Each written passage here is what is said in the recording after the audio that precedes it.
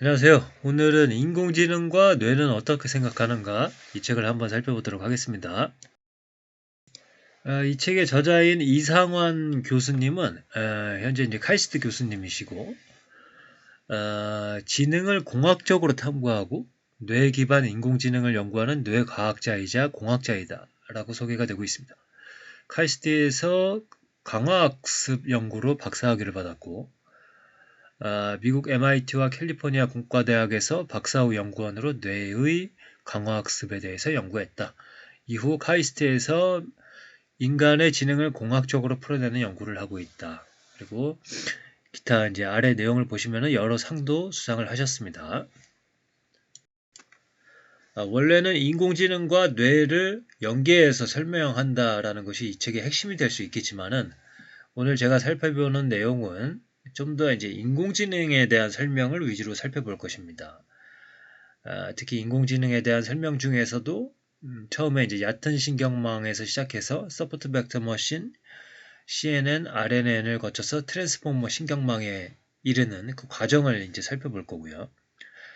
좀 이제 개념적인 설명이다 보니까 이 인공지능 전공자가 아니더라도 이해할 수 있다라는 장점이 있지만은 직접 계산해 보거나 실행해 보는 것이 아니기 때문에 그만큼 쉬운 만큼 감이 잘 안 올 수도 있겠다. 그래서 우리가 이제 기계를 다룰 때도 한번 직접 분해해 보고 손으로 뜯어봐야 감이 오는 것처럼 사실은 인공지능도 스스로 계산을 해보고 뭔가 모델링을 해보고 뭐 이런 것들 해야지 감이 올 텐데 그러다 보면 너무 어렵겠죠. 그러다 보니까 이제 비전공자로서 접근하는 방식은 이렇게 개념적으로 접근하는 것도 좋은 방식이 될 수는 있을 것 같아요. 그래서 오늘은 그런 측면에 포커스를 맞춰서 살펴보도록 하겠습니다. 이 책에서는 기본적으로 이 인공지능을 이 인공신경망으로 설명을 하고 있거든요.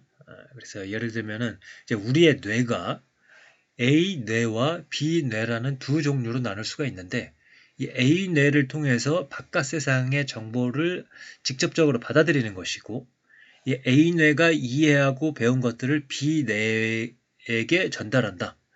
여기서 중요한 부분은 B 뇌는 세상을 직접 볼 수 없고 오직 A 뇌를 통해서만 간접적으로 경험한다는 것입니다.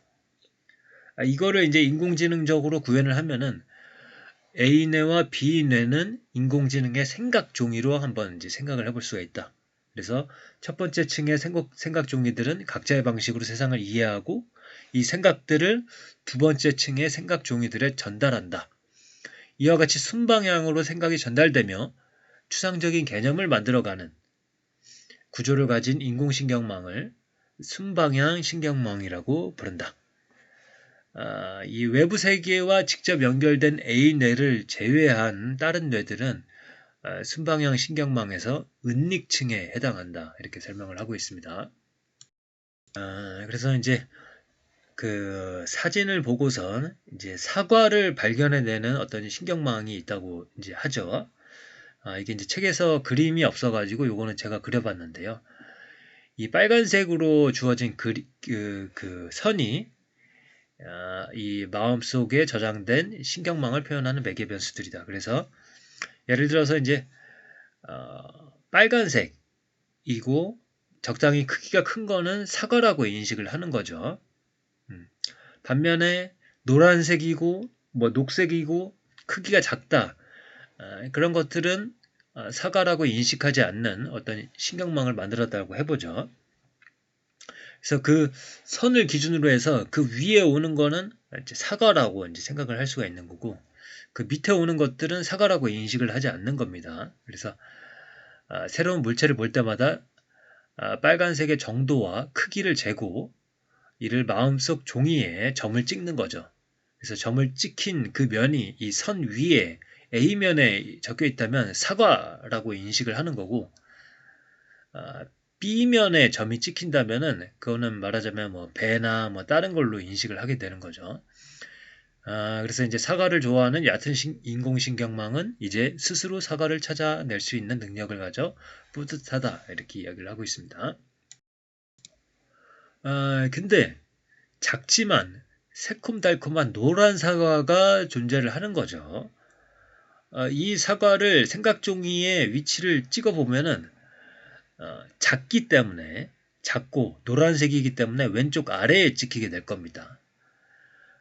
이렇게 되면은 이 접은 선, 아까 이제 학습한 그 선만으로는 이 작은 사과를 사과라고 인식을 하지 못할 겁니다. 그래서 이런 경우에는 한 번만 접어서 해결이 불가능한 상황이고 인공지능은 이를 배타적 논리 연산의 문제라고 부릅니다. 그래서 이제 새로운 생각 종이를 만들어 가지고 노란 사과 쪽을 A면이라고 적고 반대편은 B면이라고 적었습니다. 이렇게 두 번째 생각 종이를 만들면은 오른쪽 위에 빨간 사과는 포기하게 되지만 적어도 왼쪽 아래에 작은 노란 사과는 사과라고 부를 수 있게 되는 거죠. 그래서 이제 첫 번째 종이에서는 선 위가 A면이 됐고 또 이제 두 번째 종이에서는 선 아래에 이제 A면이라고 적히게 된 거죠. 그래서 이 첫 번째 종이와 두 번째 종이를 합쳐서 얕은 신경망의 첫 번째 층이라고 부르겠다. 그리고 이제 두 번째 층을 통해서 이 배타적 논리 연산의 문제를 해결한다. 이렇게 보시면 되겠습니다. 그 다음에 이제 세 번째 종이를 만들어 가지고 그 전에 문제들을 해결을 하거든요. 그렇게 하면은 그 선 아래에 그 이제 빨간 사과와 노란 사과가 다 찍히게 되는 거고요. 위쪽으로 이제 배가 오른쪽 위로 가면서 사과와 배를 다시 구분할 수 있게 되는 겁니다. 그래서 세 번째 생각 종이에 찍힌 점들은 더는 골칫덩이였던 배타적 논리 연산 문제가 아닙니다. 빨간 사과와 노란 사과는 왼쪽 대각선 아랫면에 놓여 있고 배들은 오른쪽 위 구석에 몰려 있기 때문에 이 두 집단을 구분할 수 있도록 생각 종이를 접는 일은 아주 쉽습니다. 이 세 번째 종이는 첫 번째 층에 있는 두 생각 종이들의 의견을 종합하고 있으므로 얕은 신경망의 두 번째 층에 놓이게 됩니다. 이 얕은 신경망의 두 번째 층은 은닉층이라고 불리기도 합니다. 그래서 역시 이제 개념적으로 이제 직관적으로 이해를 해보자면은 이 하나의 층 위에서 논리적으로 문제가 생기면은 다른 층 위에를 도입함으로써 이제 문제를 해결하는 방식 그런 것들이 있거든요. 그런 것들이 역시 인공지능에서도 이제 그런 식으로 해결을 했다 이렇게 이해를 하고 있습니다.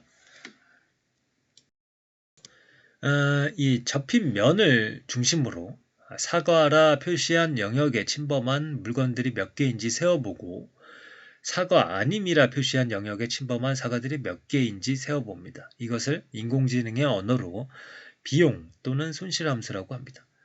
실수를 줄이려면 살짝 다르게 잡으면 되지 않을까요? 이것은 종이가 한 층으로 구성되어 있는 단순한 상황일 때만 가능합니다. 인공지능망은 생각 종이를 여러 장 접어 층층이 쌓아 두었고 그래서 이제 생각 종이들을 어떻게 고칠 수 있을까요? 어떤 순서로, 몇 층부터? 10장의 생각 종이가 있을 때 그중 어떤 생각 종이들 때문에 실수를 하게 되었을까요? 이 문제에 대한 해법은 오차, 즉 실수의 책임이 큰 생각 종이들을 역추적해서 실수하지 않는 방향으로 생각 종이들을 다시 접는 것입니다. 이 전략이 바로 그 유명한 오차 역전파 학습입니다. 이 오차 역전파 학습은 현대 인공지능의 지도학습의 중심층입니다. 그래서 아래 그림은 따로 그림이 없어가지고 제가 비즈니스 전략을 위한 AI 인사이트 얼마 전에 살펴본 책에서 이제 가져왔고요. 자, 이제 역방향으로 실수를 바로잡는 생각의 흐름을 따라가 봅니다. 일단 앞에서 소개한 방식으로 두 번째 층의 생각 종이를 고쳐 접습니다. 두 번째 층의 생각 종이의 점 위치는 첫 번째 층의 생각 종이에서 읽어낸 숫자에 해당하므로 고쳐 접은 만큼 달라지는 일부 영역들에 해당되는 첫 번째 층의 생각 종이 영역을 찾아낼 수 있다. 이 영역에 맞춰서 첫 번째 층의 생각 종이들을 고쳐 접습니다.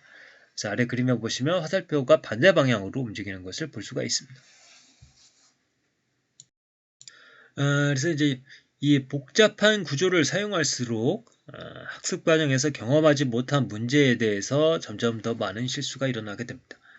그러니까 너무 세세하게 선명하게 모든 선들을 만족시키는 모든 점들을 만족시키는 선을 그어버리면은 다음에 발생하는 일들에 대해서 오히려 대응력이나 예측력이 떨어질 수가 있다.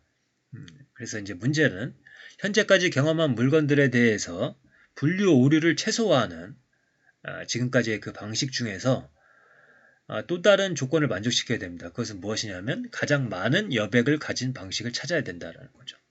그래서 이 문제를 해결하기 위해서 서포트 벡터 머신이라는 것이 이제 해결사로 나타나게 되는데요. 이 역시 이제 그림이 없어가지고 이번에는 AI 혁명의 미래라는 책에서 그림을 한번 빌려와 봤습니다. 여기서 보시면은 이제 고양이와 개를 구분하는 그런 학습을 하게 되는데 코 길이와 눈동자를 통해서 구분을 한다고 해보죠.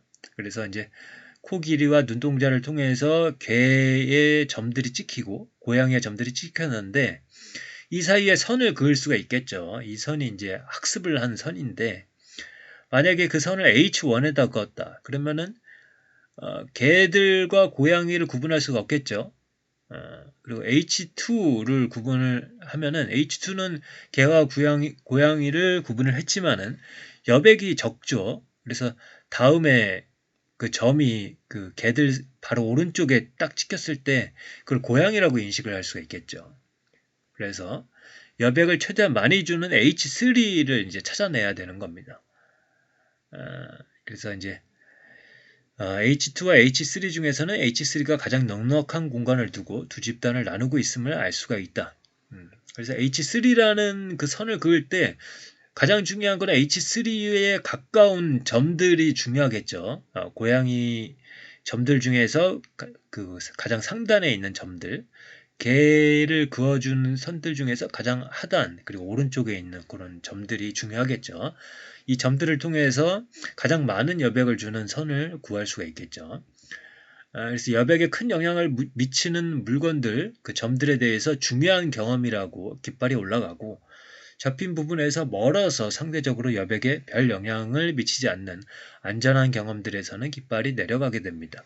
그래서 이 중요한 경험들, 이 깃발, 그 점들을 중심으로 학습한 이 서포트 벡터 머신, 그 점들을 기억하고 있는 그렇게 이해를 하시면 될 것 같아요. 인공지능은 이제 사과의 다양성에 주목하고 아주 너그럽게 이런저런 특징들을 마구 연관짓기 시작합니다. 하지만 버릴 것들을 과감하게 버리지 못하는 너그러운 지도자의 정책 때문에 이것이 사과인지 배인지 똥인지 된장인지 구분하지 못하는 지경에 이르게 됩니다. 핵심 개념을 잡을 요량으로 앞의 전략과는 달리 웬만한 특징들은 묻지도 따지지도 않고 신나게 버리기 시작합니다. 그래서 이제 빨간 사과만 사과로 인정하고 다른 색의 사과는 모두 알아보지 못하게 됩니다. 이렇게 개념의 추상화와 다양성의 딜레마는 오랫동안 인공지능 연구자들을 괴롭혀 왔었고 이 딜레마를 적절한 타협으로 풀어내는 것이 이 딥러닝 중에서 가장 유명한 컨볼루셔널 신경망입니다. 그래서 이제는 CNN에 대한 설명입니다. 그래서 이 CNN은 저도 뭐 대충 이 사물인식에 사용되는 인공신경망이다. 그 정도로 이해를 하고 있거든요. 그래서 이 생각종이를 마치 커피 필터처럼 사용해서 우리가 원하는 특징들을 스캔하듯이 걸러내고 얼마나 필터를 통과하는지 관찰한다. 이 과정을 컨볼루션 또는 합성 곱이라 부른다. 오른쪽을 보시면 좀 이해가 가실 겁니다. 그림을 보시면은 특정 패턴을 표상하는 필터가 입력이 되어 있고요. 이 필터의 패턴과 입력된 이미지가 얼마나 일치하는지를 계산하는 거죠. 그래서 우리가 관측하는 현실 세계의 패턴 중에서 신경망의 가중치 프로파일과 일치하는 부분만을 걸러내는 것을 뜻합니다. 그래서 저는 이 부분이 계속 이제 CCTV에서 인간을 이제 인지를 하는 그런 것들, 요거는 인간이다 이렇게 카메라에서 이렇게 인간이 나타나면 딱 따라가면서 하잖아요. 그런 게 이제 좀 생각이 나더라고요. 이 CNN에서는 풀링이라는 방식이 사용된다라고 설명이 되고 있습니다.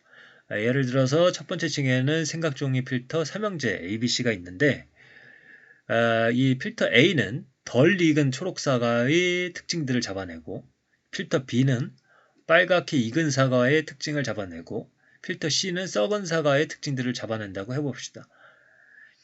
이 세 장의 생각종이 필터들이 만들어낸 서로 다른 개념들은 두 번째 층의 생각종이에 전달되고 전달되는데요. 이 두 번째 층의 생각종이는 첫 번째 층의 생각종이 필터를 가장 많이 통과한 생각들만 선택적으로 받아들입니다. 그러니까 예를 들어서 빨갛게 잘 익은 사과가 있다면 이 이미지는 생각종이 필터 B만 통과했을 것이기 때문에 두 번째 층의 생각종이는 이 내용을 그대로 받아들입니다. 그러나 만약 덜 익었지만 살짝 썩은 사과를 보고 있다면 첫 번째 층의 생각종이 필터 A를 통과한 양이 가장 많을 것이고 생각종이 필터 C를 통과한 잔여물도 어느 정도 있을 겁니다. 이 경우 이 두 번째 층의 생각종이는 가장 큰 목소리를 내는 생각종이 필터 A의 말에만 귀를 기울인다. 그래서 이런 방식을 풀링이라고 합니다. 이러한 뽑기 방식은 생각종이 필터의 엄격한 기준으로 걸은 특징들을 수용한다는 측면에서 민감하지만 또 큰 목소리를 내지 못하는 생각종이들의 의견은 과감하게 무시한다는 점에서 둔감하다라고 설명이 되어 있습니다.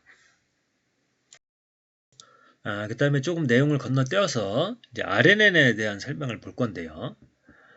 이전까지 다루었던 인공신경망은 각각의 입력을 독립적인 사건으로 본다. 그러나 우리 삶의 대부분은 독립사건이 아니다. 우리가 사용하는 언어, 우리 근처에서 일어나는 일들, 사건들은 복잡한 인과관계로 얽혀있기 때문에 이런 방식으로 각각의 입력을 독립적인 방식으로 처리하는 방식으로는 이해할 수가 없다. 그래서 이 문제를 어떻게 해결할 수 있을까라고 했을 때 핵심은 이제 기억이라고 보는 겁니다. 그래서 이 인공신경망의 되먹임을 이제 활용하는 게 이제 RNN인데 이게 이제 자기 되먹임 구조로 되어 있다. 그래서 아까 말씀드린 이 CNN은 사물 인식에서 사용이 됐었고 이 자연어 처리는 이 되먹임 구조로 되어 있어서 기억이라는 개념을 가진 RNN이 이제 사용이 됐었는데 이 구조를 보시면은 이 이제 X1이 입력을 해서 H1으로 이제 출력하는 이 공간축을 따라서 움직이는 그런 게 있고요. 그 다음에 이제 이 X1이 들어가서 이 은닉층의 노드에서 활성화 함수를 통해 나온 결과값이 다시 다음 은닉층 노드의 계산에 들어가는 그런 형태로 되어 있는 이 시간축의 형태로 되어 있다. 그래서 공간축과 시간축 요거를 좀 자세히 이제 봐두시고요. 이게 또 나중에 나오거든요. 그래서 과거의 정보를 기록해 두었다가 되먹임을 통해 미래로 보내는 일련의 과정을 반복하면 정보가 자연스럽게 쌓입니다. 이제 인공신경망은 시간에 따라 정보를 요약할 수 있는 능력이 생겼습니다. 앞장에서 이야기한 추상화 능력입니다. 매 시점 모든 정보 흐름의 방향을 모두 거꾸로 돌리면 요약된 정보를 바탕으로 순차적으로 정보를 생성할 수도 있다. 구체화 능력도 갖게 됐다. 이렇게 설명을 하고 있습니다. 근데 이런 방식은 문제점이 있습니다. 이제 인공신경망의 지도학습을 위해서는 5차 역전파 방식밖에 별다른 수가 없는데 이 5차 역전파의 경로의 길이가 이제 과거에 되먹임이 없는 경우에는 공간적 복잡도에 따라서만 결정이 되지만 이 되먹임 인공신경망의 경우에는 이 5차 역전파 경로의 길이가 공간적 복잡도에다가 되먹임에 따른 시간적 복잡도도 있기 때문에 엄청나게 경로가 길어지게 되는 겁니다. 이 5차 역전파 값들은 되먹임 경로를 거꾸로 따라가면서 같은 가중치가 곱해지고 또 곱해지면서 걷잡을 수 없이 커지게 된다. 이 현상을 역전파 발산이라고 하는 겁니다. 근데 이 문제 1은 어떻게 보면 현실적으로 타협할 수도 있는 문제라고 이야기를 합니다. 정말 심각한 문제는 기억 생각 종이의 정보 전달 효율성이 떨어진다는 데 있습니다. 그러니까 되먹임을 많이 도입할수록 새로운 것들을 적극적으로 받아들일수록 즉 기억의 두루마리 휴지를 욕심내서 많이 감을수록 기억이 빨리 사라지게 된다는 이야기입니다. 그러니까 이제 하나의 구조에서는 이제 당연한 이야기라고 볼 수도 있겠죠. 그래서 반응 속도가 빠른 시스템은 외부 자극을 담아두는 기억의 수명이 짧다고 비유할 수 있습니다. 그래서 이 문제에 대한 신경망의 해결책은 유동적인 단기 기억이 비유동적인 장기 기억을 돕도록 구성하는 것입니다. 그래서 이제 장단기 메모리라는 이름의 모델이 만들어지는데 이것은 말 그대로 장기 기억과 단기 기억을 결합한 되먹임 인공신경망의 한 종류입니다. 그래서 롱숏텀 메모리라고 이렇게 되어 있습니다. 그러나 여전히 공간적인 복잡도로 인해서 학습이 어렵고 말하자면 기억의 저장을 위한 전령사 문지기, 망각을 담당하는 문지기, 장기 기억을 유지하는 주인 등 각자 다른 기능을 담당하는 여러 사람들 사이의 관계가 얽혀 있어서 균형 잡힌 업데이트가 어렵다. 이러한 특징으로 인해 많은 경우 학습이 잘 되지 않고 개발자들이 많은 시행착오를 거쳐야 합니다. 또 시간적인 복잡도도 있다. 5차 정보가 거슬러 올라가야 할 길이 너무 길어 학습이 느립니다. 5차 역전파 학습을 위한 통로만 보더라도 단기 기억을 유지하기 위한 되먹임 시간 통로, 장기 기억을 유지하기 위한 되먹임 시간 통로, 단기 기억에서 장기 기억으로 향하는 보고 라인, 단기 기억을 통제하기 위한 장기 기억의 지시 라인 등 5차 신호가 발생하면 시공간에 놓인 수많은 통로들을 하나하나 거슬러 올라가야 합니다. 시간에 대한 골칫거리는 여기에서 끝나지 않습니다. 이 신경망은 하나씩 순서대로 입력을 받아야 하기 때문에 딥러닝에 특화된 하드웨어들이 가진 고속 병렬 처리의 장점을 누릴 수 없습니다.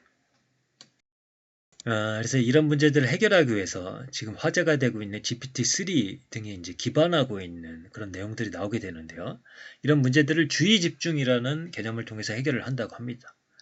정보 전달의 모든 길을 다 열어주지 않고 현재 상황에 맞을 만한 길들만 선택적으로 열어주고 조절하는 것입니다. 주의 집중으로 정보 전달의 효율성을 높이면 동일한 네트워크 구조만으로도 더 먼 과거의 정보까지 처리할 수 있게 되고 결과적으로 더 먼 미래까지 예측할 수 있게 됩니다. 아래 내용을 보시면 좀 더 이해가 가실 겁니다. 과거에 일어난 100가지 사건들로부터 앞으로 일어날 100가지 일들을 예측한다고 합시다. 장단기 메모리 신경망은 과거의 100가지 사건들을 순서대로 읽으면서 장기 기억에 유의미한 정보들을 처리해 나갑니다.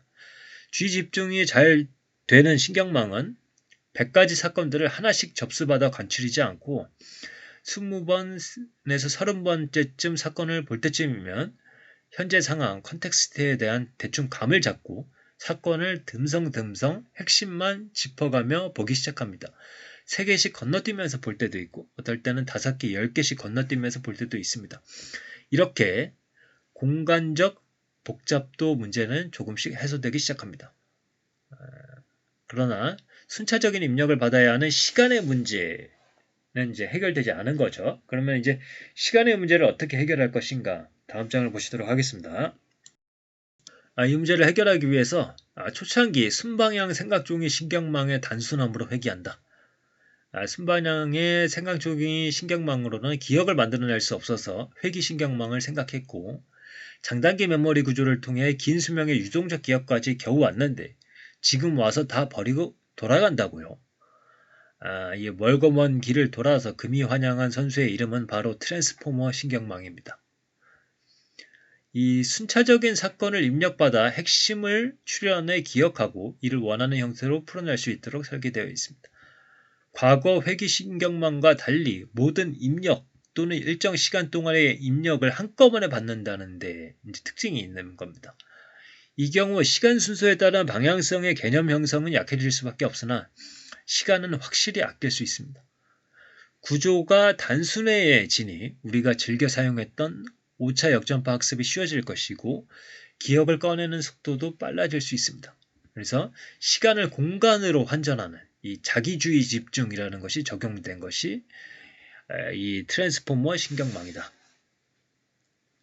이 트랜스포머의 신경망은 문장을 전체적으로 이해하는 것이 중요한 자연어 처리 분야에 많이 활용되고 있다. 우리가 문장을 이해할 때 먼저 나온 단어로 나중에 나오는 단어의 뜻을 이해하지 않고 뒷 단어를 보고 나서야 비로소 앞 단어의 의미를 잘 이해할 수 있는 경우도 많습니다. 자기 주의 집중 구조가 자연어 처리에서 힘을 발휘하는 중요한 이유 중 하나입니다.